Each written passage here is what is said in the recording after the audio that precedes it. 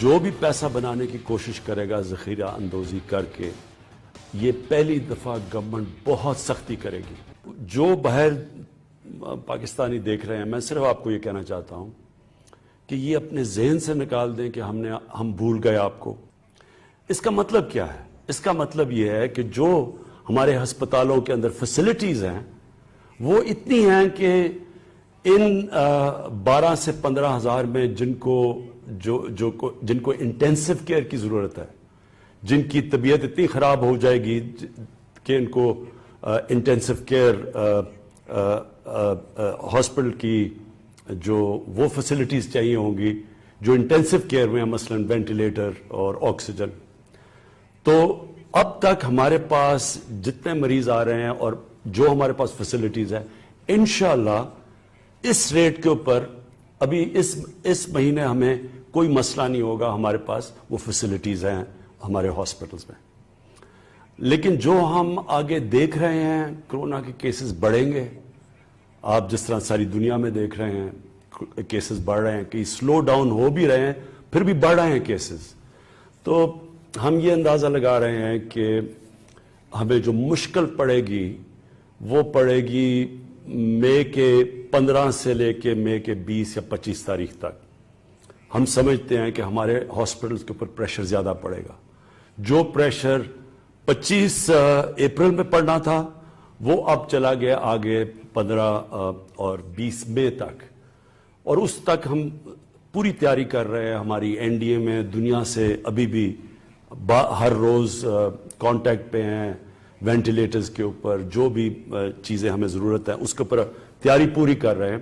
لیکن میں ابھی بھی آپ کو کہوں کہ اگر ہم زیادہ احتیاط کر دیں تو ہو سکتا ہے کہ یہ اور آگے چلا جائے، یعنی جس طرح ہم 25 اپریل کو سمجھ رہے تھے یہ چلا گیا 10 سے 20 مئی تک، اور اگر ہم، جو میں ابھی بعد میں آپ سے بات کروں گا، اگر ہم نے احتیاط کر لی تو یہ اور بھی آگے جا سکتا ہے۔ اور یہ اس لیے ہے کہ آج ہم اس خوش قسمت کنڈیشن میں اس لیے ہیں، اور خوش قسمت اس لیے میں کہہ رہا ہوں کہ آپ دنیا میں اور ملکوں کا حال دیکھیں اس وقت کہ کس طرح 1000 800 دن میں لوگ مر رہے ہیں وہاں، تو اس کے مقابلے میں یہ کہہ رہا ہوں کہ ان کا جب موازنہ کیا جائے تو ہمارے حالات بہت بہتر ہیں۔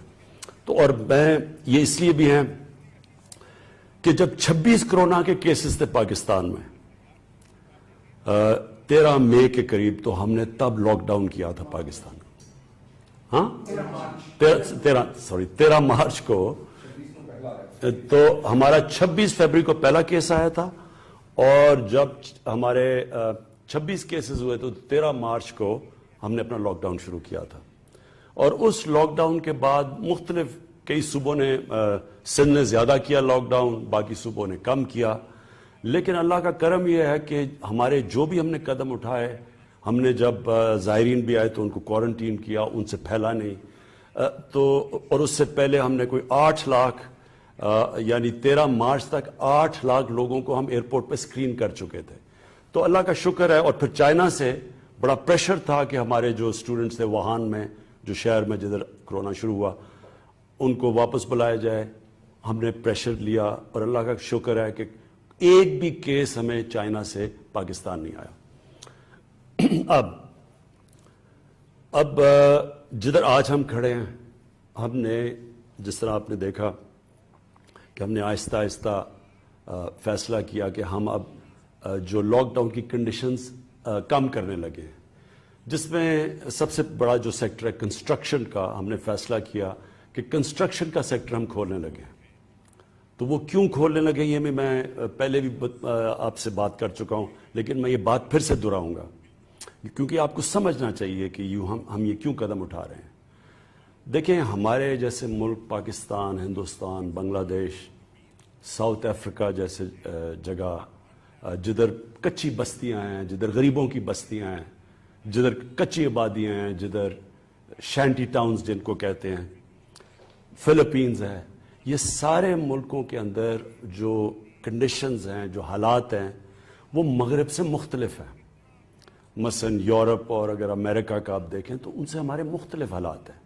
ہمارے کچی آبادیوں کے اندر، ہمارے غریبوں کے محلوں کے اندر لوگ جڑ کے رہتے ہیں، ایک ایک کمرے میں 6 سے 5 سے 8 لوگ بھی رہتے ہیں، اور وہاں کئی بدقسمتی سے پاکستان میں کچی آبادیوں میں یہ حالات ہیں کہ پانی نہیں ملتا اتنا.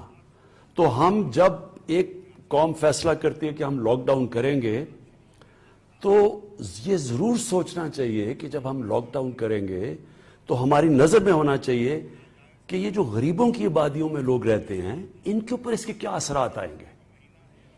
اور مجھے افسوس سے کہنا پڑتا ہے کہ پاکستان کے اندر، میں کیونکہ میری عمر تقریباً پاکستان جتنی ہے، میں ساری زندگی یہ دیکھتا رہا ہوں کہ ہم جو قانون بناتے ہیں، پالیسیز جو ہم بناتے ہیں، ہم صرف ایک چھوٹی سی ایلیٹ کلاس کا سوچتے ہیں.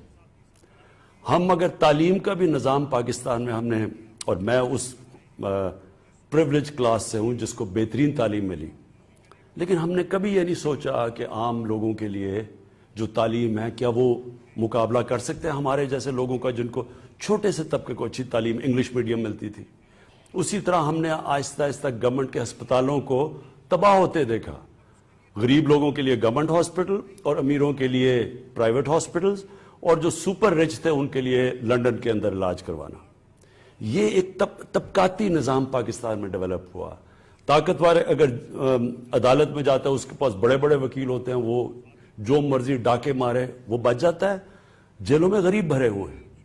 یہ جو ہماری مائنڈ سیٹ ہے، جب ہم لاک ڈاؤن کرتے ہیں ہمیں یہ اور سوچا نہیں. 18 امینڈمنٹ کے بعد صوبوں کے پاس اختیارات ہیں، وہ اپنے فیصلے کر سکتے ہیں. تو جس طرح فیصلے کیے گئے، میں اپنی طرف سے کہتا ہوں کہ میں پہلے دن سے کہہ رہا تھا کہ جب ہم فیصلے کرتے ہیں تو کیا ہم سوچ رہے ہیں کہ ہمارے جو غریب لوگ ہیں ان کا کیا بنے گا. اور جو ہم نے فیصلے کیے، اب مجھے جو سب سے زیادہ خطرہ یہ کرونا کا نہیں ہے اس وقت. میں ایز پرائم منسٹر پاکستان یہ کہتا ہوں کہ مجھے سب سے زیادہ خطرہ یہ ہے کہ لاک ڈاؤن کی وجہ سے جو ہمارا کمزور طبقہ ہے، غریب طبقہ ہے، اس کے کیا حالات ہیں. اور مجھے خطرہ ہے اس کا، کیونکہ میں سیدھی بات کرتا ہوں. آپ اگر امریکہ میں دیکھیں، انگلینڈ میں جدھر میں نے بہت ٹائم گزارا ہوا ہے، وہاں کا جو مزدور ہے وہ زیادہ تر تقریباً 100% رجسٹرڈ ہے. ہوگا 2-3% نہ رجسٹرڈ، لیکن وہ رجسٹرڈ ہے. اور آج اگر امریکہ میں یا انگلینڈ میں دیکھ لیں، کینیڈا میں دیکھ لیں، وہ کیا کر رہے ہیں کہ جیسے جیسے وہ بے روزگار ہو رہے ہیں ان کو ڈائریکٹلی پیسے جا رہے ہیں. ان امپلائمنٹ بینیفٹس ہیں وہاں، ان کے بینکوں کے اندر پیسے جا رہے ہیں، کیونکہ ان کے پاس لسٹ ہے ان کی مزدوروں کی. تو جو بھی مزدور اپلائی کرتا ہے کہ جی میں بے روزگار ہو گیا ہوں، وہ پھر گورنمنٹ اس کو پیسے دے رہی ہے، ان کے پاس ریکارڈ ہے. ہمارے 75 سے 80% جو مریض ہے وہ انفارمل سیکٹر میں ہے، اس کی ہمارے پاس کوئی ریکارڈ ہی نہیں ہے. تو جب یہ ہوتا ہے تو گورنمنٹ کیسے اس کی مدد کرے؟ ہمیں کیسے پتا ہے کہ ہم ان کے کیسے مدد کریں؟ تو اس لیے ہمارے ملک میں یہ بڑا مشکل ہے جب ایک دہاڑی دار جا کے گھر بیٹھ جاتا ہے، روزگار جب ختم ہوتا ہے، اس کے بیوی بچے اس کی دہاڑی کے اوپر ڈیپینڈ کر رہے ہیں کہ انہوں نے کھانا پینا ان کا بندوبست کرتا ہے. ہو سکتا ہے وہ 1 ہفتہ 2 ہفتے بیچارے اپنے ساری جو بھی بچایا ہوا ہے ان کو وہ خرچ کر دیں. تو آخر میں ان کے پاس کیا چوائس ہے؟ یا تو سوشل سیکیورٹی سسٹم ہی نہیں ہے. یہ جو مغرب ہے وہاں تو پورا ویلفیئر سٹیٹس ہے. یورپ جو ہے ادھر تو سوشل سیکیورٹی ہے، یہاں تو وہ بھی نہیں ہے. اس لیے جب ہم فیصلہ کرتے ہیں ہمارے حالات مختلف ہیں، اور اس لیے ہمیں یہ جو کنسٹرکشن ہے یہ ہم فیصلہ اس لیے کھولنے کا کیا، میں نے اور میری کیبنٹ ہیں، کیونکہ ہم یہ سمجھ رہے ہیں کہ ہم پہنچ ہی نہیں سکتے اتنے زیادہ. یہ جو ان رجسٹرڈ مزدور ہیں ہم ان کے پاس نہیں پہنچ سکتے. ہم نے احساس پروگرام کیا، یہ پاکستان کی تاریخ کا سب سے بڑا پروگرام ہے. 12,000 روپے جو ہم 1,20,00,000 خاندانوں کو پہنچا رہے ہیں، یہ کبھی ہوا ہی نہیں ہے پاکستان میں اتنا بڑا پروگرام. اور وہ بھی میرٹ کے اوپر، یعنی کسی قسم کی سیاسی مداخلت نہیں ہے اس میں. لیکن اس کے باوجود ہم سمجھتے ہیں کہ یہاں اتنے زیادہ جو لوگ ہیں جو اس سے نیٹ سے باہر ہیں، ان تک ہم کیسے پہنچ سکتے ہیں. اور ہمیں ڈر یہ ہے کہ جب تک ہم وہاں پہنچیں لوگ بھوک سے سڑکوں پہ آ جائیں گے. اور اگر لوگ بھوک سے سڑکوں پہ آ جائیں گے تو سارا لاک ڈاؤن کا مقصد ہی فیل ہو جائے گا. کیونکہ لاک ڈاؤن کا مقصد یہ ہے کہ لوگوں کو آپس میں فاصلے رہیں. تو اس لیے ہم نے کنسٹرکشن کا شروع کیا. اور میں کنسٹرکشن کی صرف ایک اور بات کرنا چاہتا ہوں. ہم نے کہا کہ جو بھی جس کے پاس پیسہ ہے, چاہے وہ فارمل اکانومی ہے, انفارمل اکانومی ہے, ڈکلیئرڈ ہے یا نہیں ڈکلیئرڈ, ہم نے ساروں کو دعوت دی آپ اس میں آ جائیں. اب اس پہ میں دیکھ رہا تھا لوگوں نے شور مچایا, جی دیکھیں یہ کیا ہوا, آپ نے پھر سے ایک ایمنسٹی اسکیم دے دی. یہ ایمنسٹی کی بات نہیں ہے. میں آپ کو سیدھی بتا رہا ہوں کہ امریکہ کا 30 کروڑ ان کی عوام ہے, اور انہوں نے 2000 ارب ڈالر کا اسٹیمولس پیکج دیا. پاکستان کی 22 کروڑ عوام کا سارا اسٹیمولس پیکج ہے 8 ارب ڈالر. اب ہمارے پاس تو وہ وسائل نہیں ہیں جو امریکہ کے پاس ہے, یا جو جرمنی کے پاس ہے, یا جاپان کے پاس ہے, اٹلی کے پاس ہے. لہٰذا ہم نے تو جو بھی پاکستانیوں کا پیسہ ہے اس ساروں کو اندر کھینچنا ہے تاکہ ہم اس وقت اپنے لوگوں کو ریلیف دے سکیں. تو اس لیے ہم نے کنسٹرکشن میں سب کو کہا ہے کہ آپ شرکت کریں تاکہ ہماری اکانومی چلے, تاکہ لوگوں کو روزگار ملے, تاکہ لوگ بھوک سے بچیں. اس کے علاوہ میں میری ٹیم بیٹھی ہے, ان سے میں ابھی بار بار ان سے آپ جو بھی ڈیولپمنٹس ہیں میں آپ کو باری باری یہ آپ کو آگاہ کریں گے. لیکن اس سے پہلے میں 2 اور چیزیں کہنا چاہتا ہوں. میں صرف اپنی پولیس سے کہنا چاہتا ہوں. دیکھیں یہ میں نے 2-3 سوشل میڈیا پہ چیزیں دیکھی ہیں کہ لاک ڈاؤن جو لوگ توڑ رہے ہیں ان کو ڈنڈے مارے جا رہے ہیں. میں اپنی پولیس سے کہنا چاہتا ہوں کہ مجھے پتہ ہے کہ آپ کے اوپر پریشر ہے کہ لاک ڈاؤن مینٹین رکھیں, لیکن دیکھیں یہ لاک ڈاؤن ڈنڈے سے مینٹین نہیں ہوگا. یہ لاک ڈاؤن تب کامیاب ہوگا جب ہمارے شہری خود سمجھیں گے کہ ان کی ذمہ داری ہے, کیونکہ ان کے بھلے کے لیے ہے, یہ ساری قوم کے لیے ہے. کیونکہ اگر کرونا پھیلتا ہے تو ہم جانتے ہیں کہ اس کے ڈائریکٹ اثرات بیماری سے اور انڈائریکٹ لاک ڈاؤن سے ساری قوم کو اثر ہوتا ہے, خاص طور پہ ہمارے غریب لوگوں کو. اس لیے ان کو سمجھائیں. میں جو بھی پاکستان کے اوپینین میکرز ہیں, ہمارے جو آرٹسٹ ہیں, جو ہمارے کالمنسٹ ہیں, جو ہمارے ٹی وی پہ اینکرز ہیں, جو ہمارے علماء ہیں, میں سب کو آپ کو کہتا ہوں کہ آپ سب کا کام ہے کہ عوام کو بتائیں کہ یہ ہم سب کے بھلے کے لیے ہے کہ اگر یہ ہمارا لاک ڈاؤن کامیاب ہوتا ہے, جتنی جلدی کامیاب ہوتا ہے اتنی جلدی ہم واپس اپنے کاروبار کھڑے کر سکتے ہیں, ملک نارم پہ جا سکتا ہے. تو اس لیے بجائے ان کو مارنے کے, کیونکہ ڈنڈے سے یہ نہیں ہونے لگا, ساری دنیا میں اب سامنے آ رہا ہے, بنگلہ دیش میں, فلپینز میں, ساؤتھ افریقہ میں, ہندوستان میں بھی آپ دیکھ لیں, کوئی بھی ڈنڈے سے یہ لاک ڈاؤن 1-2 ہفتے تو شاید کامیاب ہو جائیں, اس کے بعد نہیں ہو سکتے. تو اس لیے ان کو اپنا سمجھیں, ان کو سمجھائیں لوگوں کو, اور لوگوں کو ہم سارے سمجھاتے رہیں گے کہ یہ آپ سب کے بھلے کے لیے. اس کے بعد رمضان آ رہی ہے, اور ہماری مسجدوں کے اندر لوگ عبادت کرنا چاہتے ہیں. ہم سب جانتے ہیں کہ رمضان میں ہم سب مسجدوں میں جاتے ہیں اور ہم چاہتے ہیں کہ وہ ٹائم ہے عبادت کا. ڈاکٹر الوی جو پریزیڈنٹ ہیں, انہوں نے علماء سے آج میٹنگ کی ہے, اس کے اندر کئی چیزیں طے ہو گئی ہیں. مجھے بڑی خوشی ہوئی اس چیز کی, اور میں آج اپیل کروں گا جو بھی امام مسجد ہیں کہ آپ پلیز یہ جو طے شدہ چیزیں ہیں کہ کیا آپ نے پریکاشنز لینی ہیں, کیا آپ نے قدم اٹھانے ہیں کہ لوگ مسجد میں بھی جا سکیں اور کرونا سے بھی بچ سکیں, کہ سوشل ڈسٹنسنگ یعنی فاصلے رکھنے ہیں, اس کے اوپر سب عمل کریں. کیونکہ دیکھیں اگر ایک مسجد کے اندر خدا نخواستہ احتیاط نہ کی گئی اور کرونا پھیلنا شروع ہوا تو وہ مسجد کو ہی نقصان ہوگا, ویران ہو جائے گی مسجد. اور اسی طرح جو ہم یہ کھول رہے ہیں فیکٹریاں بھی اور یہ کنسٹرکشن بھی, یہ بھی ہم نے پوری TORs دیے ہوئے ہیں آپ کو کہ کیا کیا آپ نے قدم اٹھانے ہیں اس کے لیے. اور مالکان کو, جو مالک ہے, جو فیکٹری کا مالک ہے, جو بھی کنسٹرکشن سائٹ کا مالک ہے, ان کو بھی ہم آپ کو کہہ رہے ہیں کہ آپ کے انٹرسٹ میں ہے کہ آپ کے جو نیچے کام کر رہے ہیں وہ سارے یہ جو ہم نے پورے آپ کو رولز دیے ہوئے ہیں کہ کس کے مطابق آپ نے کام کرنا ہے, اس کو پلیز فالو کریں. کیونکہ اگر وہاں کرونا پھیلے گی تو ظاہر ہے وہ فیکٹری بھی بند ہوگی یا وہ کنسٹرکشن سائٹ بھی بند ہوگی, تو آپ سب کے انٹرسٹ میں ہیں.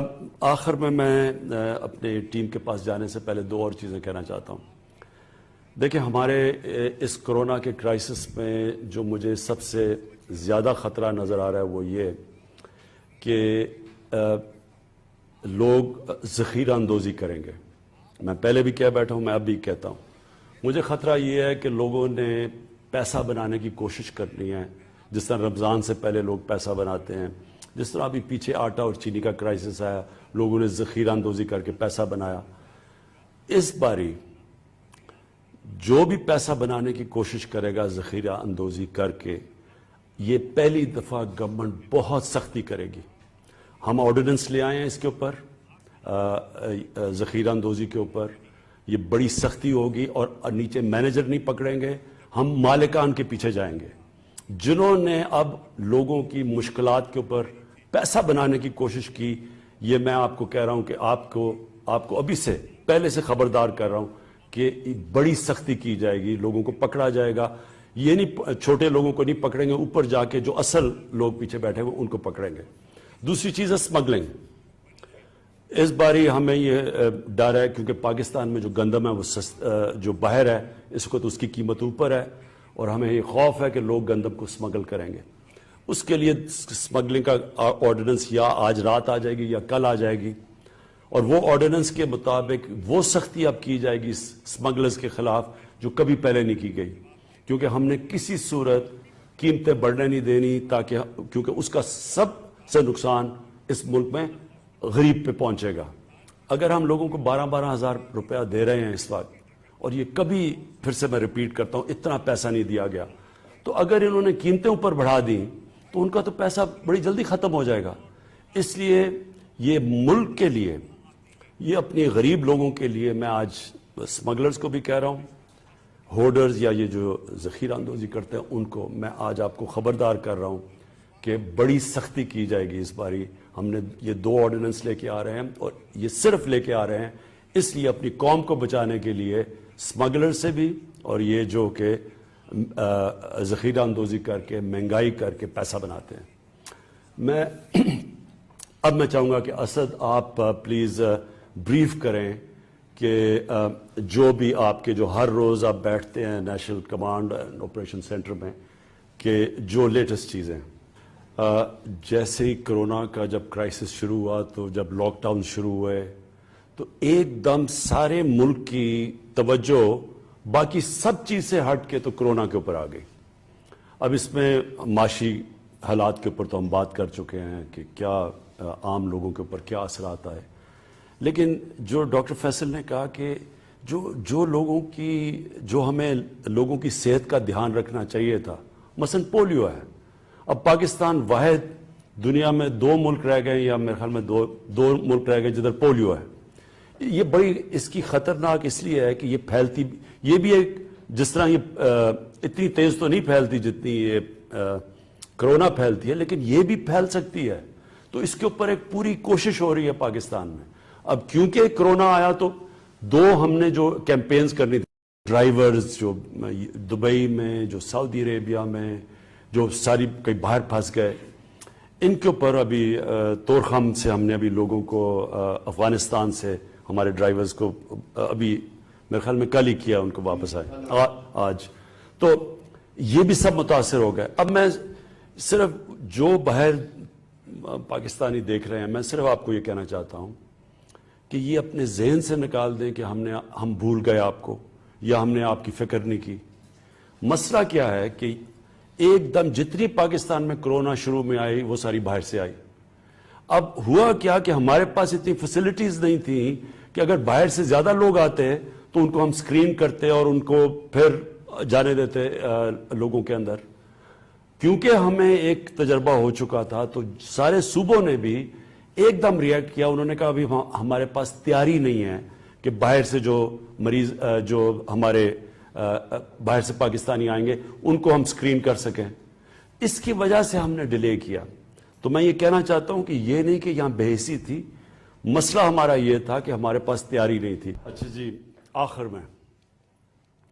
میں کہ ہم یہ کرونا کے خلاف جنگ کیسے جیتیں گے اور جیت کیا ہوگی. وہ اگر یہ جب بھی ختم ہوتا ہے 6 مہینے میں 8 مہینے میں کہہ نہیں سکتے ہم، لیکن جب بھی یہ کرونا کا جو ایشو نیچے جاتا ہے تو اگر یہاں غربت بڑھ گئی تو اس کا مطلب ہم جنگ ہار گئے. اگر اوپر کے لوگوں نے کوئی زیادہ فرق نہ پڑا، اور وہ نہیں، پیسے والے لوگوں کو بڑا کم فرق پڑتا ہے. اصل میں فرق پڑتا ہے ہمیشہ کرائسس میں نچلے لوگوں کو. دنیا میں بھی یہی ہو رہا ہے.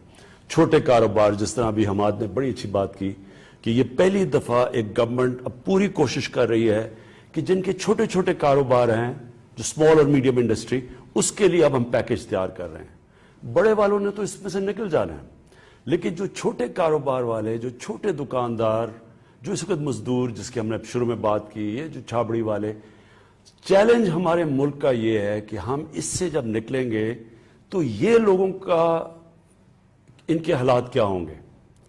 اگر تو ان کے حالات ٹھیک رہے یا ہم نے نیچے گرنے نہ دیے، ہم جنگ جیت گئے. لیکن اگر بدقسمتی سے یہاں غربت بڑھ گئی تو اس کا مطلب ہم جنگ ہار گئے. کیونکہ کوئی بھی معاشرہ آج تک اوپر نہیں آیا جس معاشرے کے اندر اگر تھوڑے سے ایک جزیرہ امیر لوگوں کا ہو اور غریب لوگوں کے سمندر میں. یہ کبھی کوئی ملک ایسے اوپر نہیں آیا. اور میں چائنا کی اس لیے مثال دیتا ہوں کیونکہ چائنا نے وہ کیا جو ہمارے نبی صلی اللہ علیہ وسلم نے مدینہ کی ریاست بنائی تھی. مدینہ کی ریاست کی اگر آپ سٹڈی کریں تو سب سے بڑی کوالٹی یہ تھی کہ انہوں نے نیچے سے لوگوں کو اوپر اٹھایا، ایک فلاحی ریاست بنائی. انہوں نے پالیسیز بنائی امیر لوگوں کے لیے نہیں، کیونکہ امیر لوگ تو پھر بھی سروائیو کر جاتے ہیں. انہوں نے نچلے طبقے، کمزور طبقے کو اوپر اٹھایا. ہمارا اب چیلنج بھی یہی ہے کہ جس طرح چائنا نے مدینہ کی ریاست کے اوپر چل کے پچھلے 30 سال میں 70 کروڑ غریب لوگوں کو اوپر اٹھا دیا اور چائنا ایک عظیم قوم بن گئی. جس طرح ہمارے مدینہ کی ریاست کی وجہ سے مسلمان عظیم قوم بن گئے، وہ بھی 30-40 سال میں دنیا میں چھا گئے. کدھر مدینہ کی ریاست میں بیچارے کمزور ترین لوگ تھے. اس سے پہلے جب جنگ بدر ہوئی تو کتنے لوگ تھے، کیا حیثیت تھی. اور وہی قوم 15-20 سالوں میں، 30 سالوں میں دنیا کی عظیم قوم بن گئی. چائنا بھی اسی طرح اٹھی. یہ پاکستان کا ٹیسٹ ہے. یہ اللہ امتحان دیتا ہے قوموں کو. وہ مسلمان ایمان والے لوگوں پہ کہتا ہے قرآن میں کہ میں مشکلوں سے تمہارے ایمان کو آزماؤں گا. مشکل وقت آپ کے لیے آزمائش ہوتی ہے. کیسے آپ کرتے ہیں؟ کیا اپنی ذات کا سوچتے ہیں یا ہم سوچتے ہیں نچلے اپنے کمزور لوگوں کا؟ یہ اللہ کا کام ہے. جب آپ اللہ کی مخلوق کی مدد کرتے ہیں اللہ کی برکت آتی ہے. یہ یاد رکھیں، ہمارے میں کوئی اتنی بڑی قابلیت نہیں کہ ہم اپنے آپ کو کہ ہم عظیم قوم بن سکتے ہیں. اللہ بناتا ہے عظیم قوم.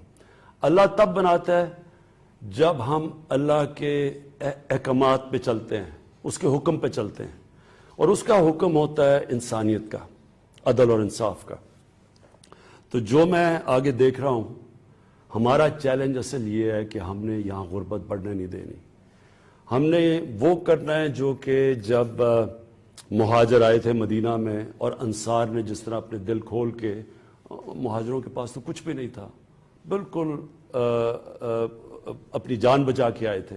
تو جس طرح مدینہ کے لوگوں نے ان کی مدد کی، جو انصار نے مہاجر کی مدد کی، وہ ہمارے لیے ہمیشہ نبی صلی اللہ علیہ وسلم نے جو بھی چیز کی، قرآن میں ہمیں کہا ان کی سنت پہ چلو. تو یہ تھی ان کی سنت. انہوں نے ہمارے لیے یہ مثال سیٹ کی کہ مشکل وقت میں جب آپ مدد کرتے ہیں، اور وہی مدینہ کی ریاست دنیا کی عظیم قوم بن گئی، وہی کھڑے ہو گئے. ہمارے لیے بھی اب ٹیسٹ ہے. ہم نے کیا وہی کرنا ہے جو ہم صرف ایک ڈیفنس کے لیے کیا ہے اور E7 کے لیے کیا ہے، ان کا سوچ کے لاک ڈاؤن کرنا ہے، یا ہم نے کچی آبادیوں کا سوچنا ہے، وہ مچھر کالونی کا سوچنا ہے، وہ جو لوگ جڑے ہوئے ہیں بیچارے 8-8 لوگ کمرے میں، صاف پینے کا پانی، ان علاقوں کا جب ہم سوچیں گے. اور انشاءاللہ میری گورنمنٹ کی پوری کوشش یہ ہے کہ ہم سارے جو اب سٹیپس لیں، ساری کوشش یہ ہے کہ نچلے لوگوں کی مدد کریں، ان کو اٹھائیں. جتنی بھی ہم یہ جو میں کیمپین کر رہا ہوں، انشاءاللہ یہ جو ٹائیگرز، جو کرونا ریلیف ٹائیگرز کی فورس بنا رہے ہیں، اس کا مقصد ہی یہ ہے کہ ہماری والنٹیئرز کی فورس ہو جو جا کے جب آگے مشکل وقت آئے. اور یہ میں آج پھر سے کہہ رہا ہوں، مشکل وقت نے آنا ہے. ابھی تک اللہ نے ہمیں بچایا ہوا ہے. مشکل وقت تب ہوگا، خدا نہ خواستہ. ہمیں کوشش تو یہ ہے کہ اگر ہم سب احتیاط کریں تو ہم شاید ادھر پہنچ جائے تک ہماری ہاسپٹل کی فیسلٹیز بھی بڑھتی جا رہی ہیں کہ وہ مشکل وقت نہ آئے کہ ہاسپٹلز بھر جائیں ایک دم. لیکن جب بھی آئے گا تو وہ پھر ساری قوم کا مزید ٹیسٹ بڑھتا رہے گا. اور ہمارے یہ جو والنٹیئر فورس ہے, لوگ اس ملک میں خیرات دیتے ہیں, کیسے وہ مدد کرتے ہیں, اور انشاءاللہ وہ تو ہم آپ کو گائیڈ کرتے رہیں گے. لیکن جو قربانی ہے وہ قربانی دینی ہے صاحب حیثیت نے. غریبوں سے اب قربانی نہیں لینی ہم نے. آج تک مشکل وقت میں غریب قربانی دیتا ہے. یہ وہ ٹائم ہے, اور انشاءاللہ یہ ہم جب ایک عظیم قوم بن کے کھڑے ہوں گے اس میں سے, تو جو صاحب حیثیت ہیں وہ بھی اب مل کے اس میں پورا شیئر ڈالیں گے. ہم قوم تب بنیں گے جب جس طرح انصار نے مہاجر کی مدد کی اور پھر وہ سب ایک جڑ بھی گئے, ایک قوم بھی بن گئی, ایک دوسرے کے لیے قربانی کا جذبہ بھی پیدا ہو گیا, اور وہ پھر ایک عظیم قوم بن گئی. اور وہی بھی انشاءاللہ میرا ایمان ہے کہ اسی کرائسس پہ پاکستان ایک عظیم قوم بن کے نکلے گی. پاکستان پائندہ باد.